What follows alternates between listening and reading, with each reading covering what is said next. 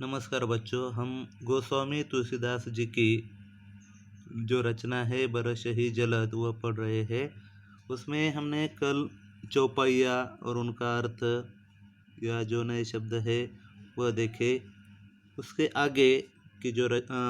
आगे है दोहा। चौपाई के बाद जो है दोहा, दो पंक्तियों की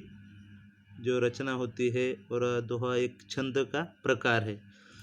जैसे कि चौपाइया है उसी तरह दोहा है दो पंक्तियों का। यहाँ पर एक दोहा जो है उसमें गोस्वामी तुलसीदास कहते हैं कि हरित भूमि तृण संकुल समुझी परहि नहीं पंथ, जिमि पाखंड विवाद ते लुप्त हो ही सदग्रंथ। जो नए कुछ शब्द है, हरित यानी कि हरा भरा, भूमि धरती, तृण यानी कि घास, संकुल यानी कि परिपूर्ण संपूर्ण, समुझी परहि नहीं पंथ, पंथ यानी कि पथ या रास्ता, यानी कि समझ यानी कि समझना, पर यानी कि पढ़ना, समझ पढ़ना, तो नहीं यानी कि नहीं। तो यहाँ पर आगे जिम यानी कि जैसे, पाखंड यानी कि ढोंगी या धोखेबाज, विवाद विवाद या विवाद चर्चा, मत लुप्त होना यानी कि नष्ट होना, गायब होना, सदग्रंथ यानी कि महान ग्रंथ। तो इस पंक्तियों में गोस्वामी कहते हैं कि हरित भूमि यानी कि बारिश या होने के बाद की स्थिति का वर्णन वे करते हैं कि इस तरह से बारिश होने के बाद सभी जो भूमि पर सभी और घास उग जाती है, और सभी और घास से भूमि पूर्ण परिपूर्ण हो जाती है, सभी और हरियाली छा जाती है। और ऐसी स्थिति में समुझी पर ही नहीं पंथ, यानी कि जो पंथ या जो छोटे रास्ते होते हैं वो भी कहाँ पर है वो भी समझ में नहीं पड़ता, समझ नहीं पड़ता, उस पर भी घास जमा हो जाती है। यानी कि बारिश में के बाद की स्थिति का वर्णन करते हुए कवि कहते हैं कि बारिश में धरती हरी भरी हो जाती है, और जो पथ या छोटे रास्ते हैं वे भी गायब हो जाते हैं, यानी कि कहाँ पर है वह हमें समझ में नहीं आता। जैसे जिमी पाखंड, जिमी यानी कि जैसे, पाखंड विवादते यानी कि जो पाखंडी लोग होते हैं, ढोंगी लोग होते हैं, कि कभी कभी वे इतने उनके विवाद से, चर्चा से, उनके मत का प्रचार से वे कभी कभी इतने आगे बढ़ जाते हैं कि लुप्त हुई सदग्रंथ, लुप्त यानी कि जो सदग्रंथ जो होते हैं देखो, और वो सदग्रंथ भी उनके विवाद के कारण कभी कभी लुप्त या नष्ट हो जाते हैं। यानी कि इस पाखंडी के या ढोंगी लोगों के ढोंग से अच्छे विचार, सदग्रंथ भी कभी कभी खतरे में आ जाते हैं, लुप्त हो जाते हैं।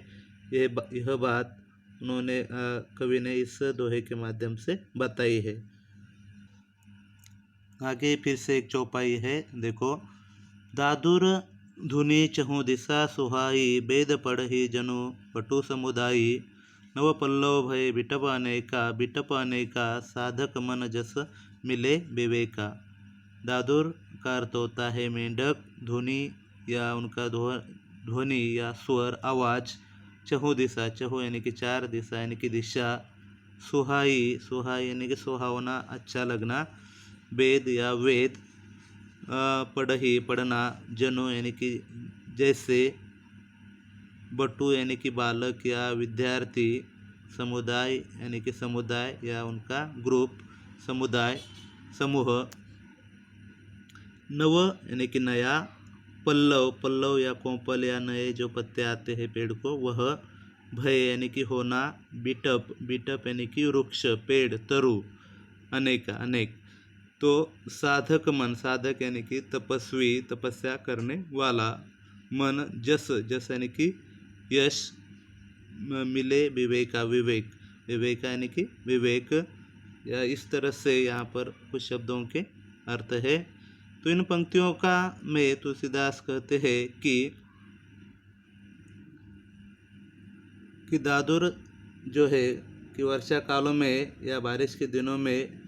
इन दादुर या मेंढकों की संख्या बढ़ जाती है और चारों दिशाओं में उनकी ही आवाज़ हम सुन सकते हैं या उनकी ही ध्वनि आती है और वह ध्वनि या आवाज़ हमें सुहावनी लगती है या अच्छी लगती है।